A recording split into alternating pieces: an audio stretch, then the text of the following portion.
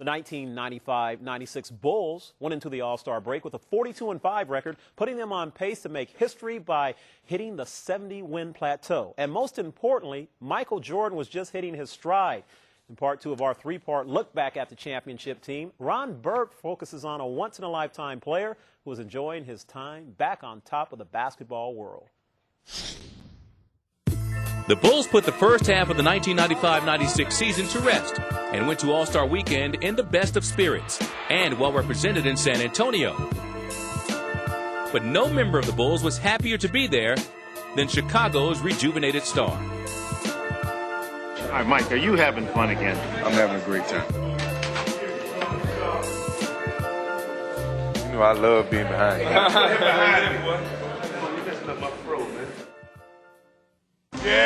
Yeah. Hey, watch that, baby, watch that. Playing in his sixth All-Star game, Scottie Pippen was a big contributor. But the spotlight belonged to Michael Jordan. Jack! Right there, dog. Start that three.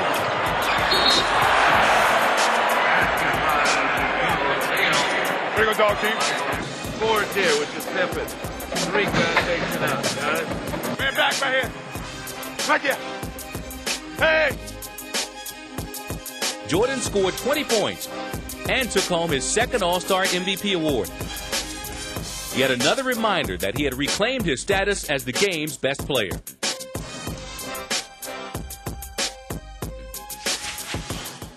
As we take a look at the numbers here, the 06-07 Mavericks, will they get to 70? Obviously, they have to finish the season 11-1 in order to get there. But, oh man, these 95-96 Bulls, unbelievable situation for them.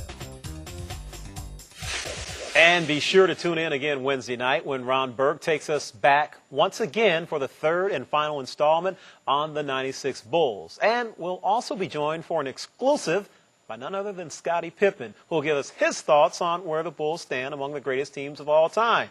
Wonder where he's going to go. Joined right now by Ala Abdelnaby. And Ala, you weren't on the Chicago Bulls, but you were playing that year. So you know from the opponent's perspective, if we're going to talk about this team, you have to start with Mr. Jordan and what he did. Absolutely. And I remember the 92 finals, and we're talking about the 96 team, but we'll go back to 92 when we played against my Portland Trailblazers. He opened up with 7 threes in the first half, had 35 at halftime, and basically kind of sealed the series in the first game. 96, it was the same thing. He came back from playing baseball. He was revived, energized. You can see him here. That's the number 23 we all know, Flight 23. And he basically led them on both ends of the floor. When you get the greatest basketball player to play playing at that time to play both ends of the floor, everybody falls in line. You see other guys on that team become good defensive players because number 23 was doing it as well. Does it make a difference to you as an opponent if he wore number 45, maybe a little bit off of Superman or no? Not at all. The jumpers are still falling nonetheless. Okay, so if Batman had Robin, MJ had his Scottie Pippen as we take a look at his 30 points per game and 6 rebounds and stuff. But I tell you what, not just that he's a 49-50% shooter, it's on a lot of jumpers going on, too. But as I mentioned, okay, he is Batman. Robin has to be Scottie Pippen. And he's probably that Robin that, I forget the Chris actor in the movies that wasn't happy being. Chris O'Donnell. Yeah, Chris O'Donnell probably was happy being Robin. But talk about Mr. Pip. Well, you know, the thing about Pippen, we talked to Scottie actually on NBA TV last week. So to answer your question earlier, where he thinks his team fits in, Scottie said on NBA radio that he thinks they're the best team of all time. Well, we're going to get that from him those again. Are See if he tells the truth. Those are heady words, but again, the 72 points, he talked about the fact that these guys were really a team. It was a team effort night in and night out. They got rid of Horace Grant in their early 3 wins, 3 championships, and then brought in Dennis Rodman for the last 3.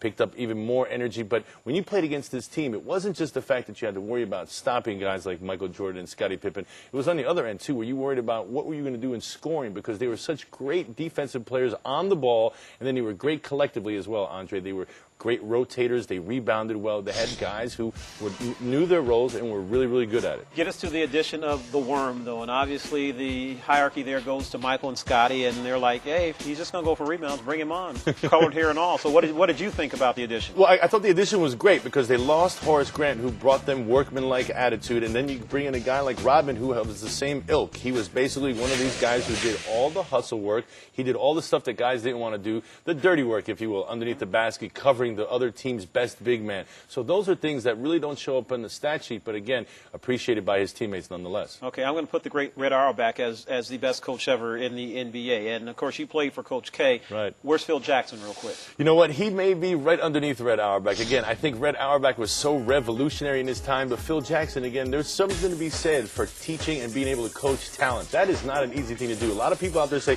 well, he had Michael Jordan, he had Shaquille O'Neal, he had Kobe Bryant. No, I'm of the thinking where, you know what, you have to also get these guys also to be on the same page, and it's tougher, Andre, when you have superstars, because superstars think like superstars. Indeed, you're right. Good to have you here. Always good to be with you, Thanks Andre. for the breakdown. Again, we will have much more on the Chicago Bulls from 95-96 on Wednesday night.